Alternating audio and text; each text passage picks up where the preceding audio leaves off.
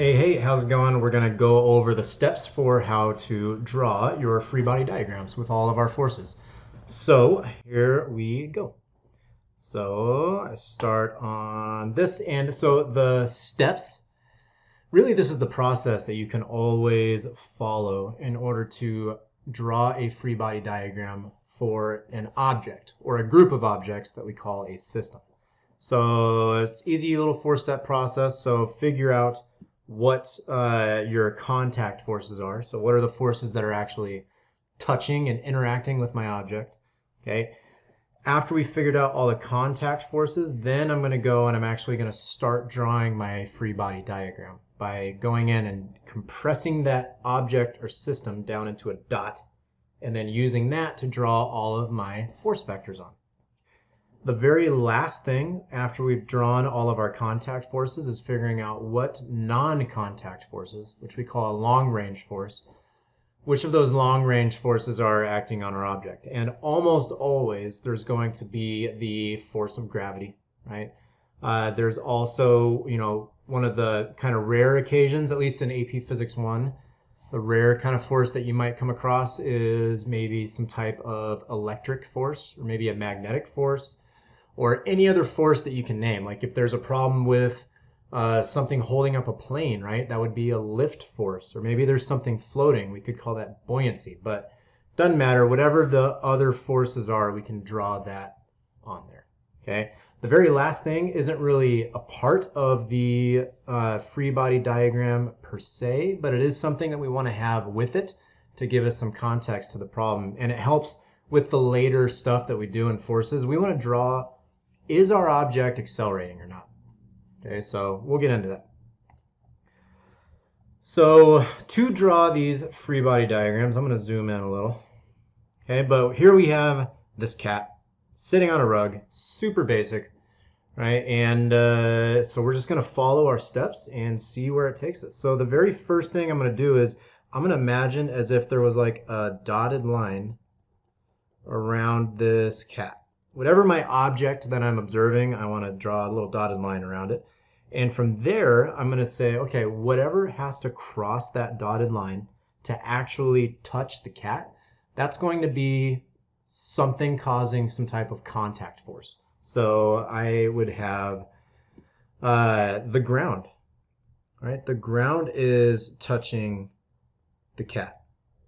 And so I know that the ground is making sure that the cat does not go through the ground. And that force, whenever there's two different surfaces being pressed into each other, that is what we call the normal force. And I know it's going straight up like this because the normal force is always perpendicular. So a normal force is always perpendicular. That's the math symbol for perpendicular to whatever the surface is that it's on. Okay? That is the only thing actually crossing that dotted line. And so I'm going to go to the side here and I'm going to draw a dot that represents the cat now. And I'm going to draw that contact force on there, which is the normal force.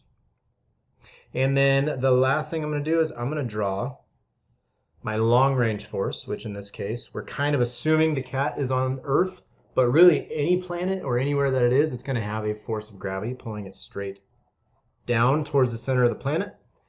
And that is it. Okay.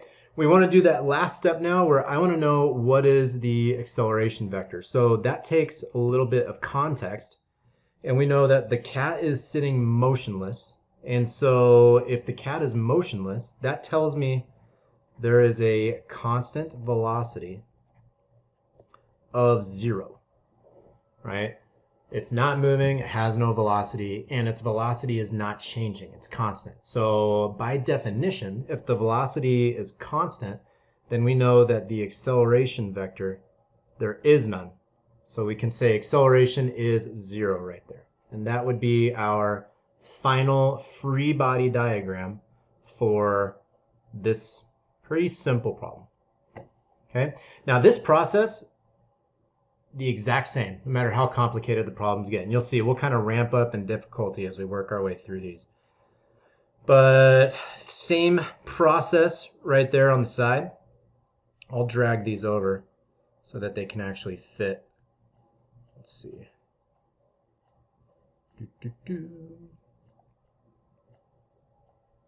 Probably would have been wise to do the first time. I'll leave it on these first couple examples, and then we won't worry about them too much on the next ones. But okay, squirrel sits motionless on a hill. So the exact same process, right? Imagine we have a little dotted line around our squirrel. And whatever has to cross that dotted line is considered a contact force. And so really the only thing that is in contact with the squirrel is the ground, right? So we know that the ground is pushing perpendicular to its surface. So now you'll see, because it's on a hill, the normal force is not straight up anymore. The normal force is perpendicular to the ground. So it's coming out kind of tilted over like that, which is fine. Okay. Now, we know that the squirrel sits motionless, and the only way that would happen, because normally this squirrel would want to go sliding down the hill, the only way that's going to happen is if there's friction from the ground, and friction's job in the universe is when things are sliding or trying to slide, friction's job is to try to stop that. So we know that there's friction from the ground, and it's resisting that sliding motion on the squirrel. And so we do force of friction right there, and it's pushing up the hill, right? The force of friction is always what we call parallel to the surface. So we know normal force is always perpendicular to surface, and then the friction force is always parallel to it. This is the math symbol for parallel right there. Those are my only contact forces. The only things touching the squirrel is the ground. And the ground is responsible for these two forces. So let me draw my dot. Okay, the normal force is kind of leaning over like that. The force of friction is going up the hill. And then the force of gravity is always going straight down. So we have straight down towards the center of the planet. And that's what we have for us right now. Okay, the last piece, draw our acceleration vector. Well, again, we talked about that we know that this is a motionless squirrel. So that means we have a constant velocity of 0. So then the acceleration is 0. Right? The velocity is not changing, so we know the acceleration is 0. For our third example, okay, again, we're just slowly kind of ramping up in the weirdness of these.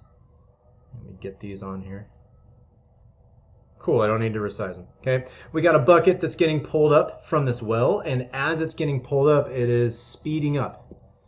So I imagine my little dotted line. Okay, what is actually crossing that dotted line to contact my bucket? Well, I have this rope right there, and any force caused by a rope, string, wire, cable, chain, any rope-like type of object is what we call a tension force. So again, that is the only thing crossing my dotted line. And so I go to draw my free body diagram. I have that tension force going up. Now I need to draw my long range force, and I have my long range force going down, and that is the force of gravity pulling it straight down. And from there, those are my only forces. Okay? Let's see, the acceleration vector. So this one is the first little bit that's different. We know it is speeding up. And so we need to think, what are our rules for acceleration and velocity, right? Well, I know that if something speeds up, that tells me that the velocity vector and acceleration vector are same direction. Okay? if something is slowing down, and these are just our old rules from kinematics. If something is slowing down, that means the velocity vector and the acceleration vector are opposite directions. Right? Acceleration and velocity are working against each other, and that slows it down. So we know that this is speeding up. So I'm looking at this one right here. Okay? So this bucket is moving upwards. And if it's speeding up, I know that the acceleration vector needs to be pointed in the exact same direction as its velocity vector. So I know the acceleration vector would be pointed upwards. That is the vector, the qualitative acceleration vector that could represent the direction of the acceleration for this. Okay? And that's it. That's our free body diagram. All right.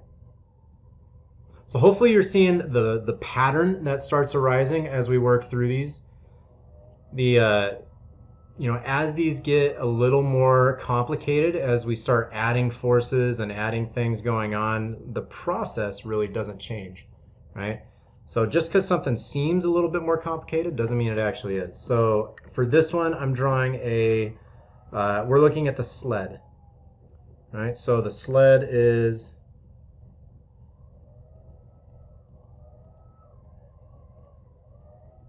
okay. A sled is being pulled by a rope at a constant velocity.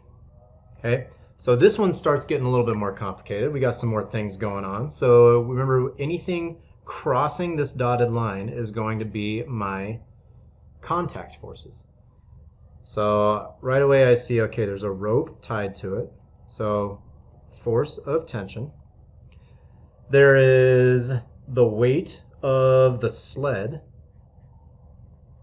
So I'm going to say force of gravity, comma, I'm going to put an S for sled. Okay? And you'll see why I do that in a second. Because other things happening. There's this kid right here. There's two kids, right? And they're sitting on the sled. Well, this kid has his own force of gravity, his own weight that's kind of getting pushed into the sled. So I'm going to say force of gravity of kid 1. And we'll say force of gravity of kid. Oh, you know what?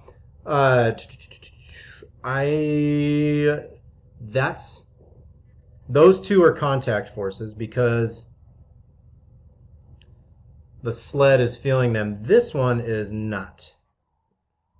So we don't need to have that one yet. I got ahead of myself. Okay? But the sled feels those two kids in contact with it. Okay? And let's see, the other thing is the ground is pushing up on this sled to make sure that it does not go through the earth. We don't want the sled to just fall through the ground, so we have a normal force that is perpendicular to the ground. And the last thing is it doesn't say anything about there being no friction or anything. In fact, we know it's going at constant velocity. So there is also a friction force from the ground, parallel to the ground, resisting this person pulling it. So let's draw, I know there's like arrows and dotted lines and everything. So this is why we now draw our free body diagram to simplify it a little bit. Okay.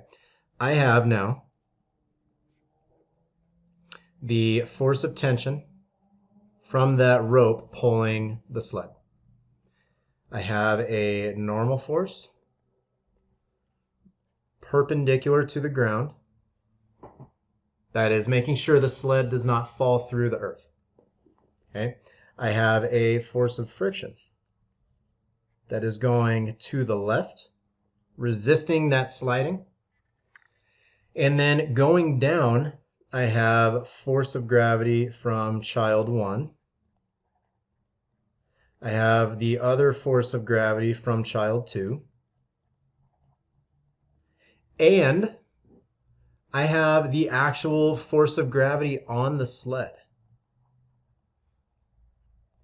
So we're going to say force of gravity, comma, S for sled. So that is the weight of the sled. Okay. Now, sometimes you will see force diagrams drawn like this. I like to line everything up because this lets me know, like, hey, everything is going down. Other times you might see, like in another textbook or Khan Academy or wherever you're looking, that that might have like a giant dot, and then it might do stuff like this and have all those arrows coming from the dot.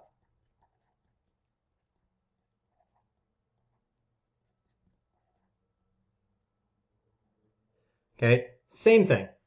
It's the exact same thing. The only difference is when I did it, like we already aligned all these vectors tip to tail, and here all of them are coming from the center dot. So no way is wrong. They're both free body diagrams. Okay, I like to align everything tip to tail at the beginning. So this would be my force diagram, my free body diagram.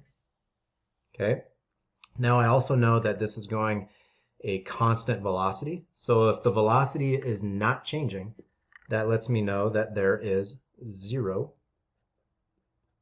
acceleration. Okay. And then the very last one, we have this rocket boostered car. It's got 4 jet engines on it. You can see those engines kind of right here, right? And yeah, so we imagine our little dotted line going around this, right? What things are actually having to cross that dotted line? And we're worried about the car. Okay, so what is affecting this? Well, the car is on the ground. It's got wheels touching the ground. So we know there's a normal force that's pushing up on the car, making sure it does not fall through. We know that it has some type of friction on it. So whether that's coming from air, whether that's coming from the dirt of the tires, we know there's friction resisting the motion of the car. So that's pushing to the left. And then each of these engines right here is responsible for actually adding their own force on the car. So I got in the way of myself, but we're going to call this just F. Okay? F, F, F, and F. Okay, so there's 4 arrows right there pushing it. We got a normal force. So, cool. All right. So now let's draw the force, or I keep calling it that, a free body diagram. I'm working on changing my vocabulary. Okay, free body diagram. So all of the forces, I have a normal force that is perpendicular to the ground. I have a friction force that is parallel to the ground, resisting its motion. And then I have these 4 forces called F. They're like thrust forces. Okay? So we could even say lowercase th for thrust. So there's one, there's the second one, there's the third one, there's the fourth one. F, let's call it th for thrust.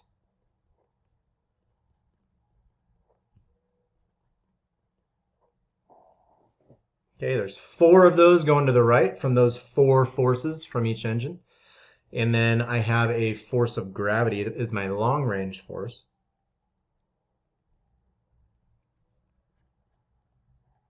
That is going down. Okay, it's pretty easy to see right here that there's more force going to the right than there is to the left. And that would be why, right? It kind of made it easy in the problem. It says it's accelerating to the right. So I know when I go to draw my acceleration vector, this acceleration vector is going to the right. Okay, and that would be my qualitative acceleration vector right there. Okay, now even as these problems got more and more crazy, the process never changed. Okay, break down what's my contact forces, draw them on your free body diagram, add any long-range forces that need to go on there. And then the very last thing is ask yourself, okay, how and where is my object accelerating? Once you do all that, you are set up to solve pretty much any force problem that's being asked of you. Cool? All right, ladies and gents. See you all in class.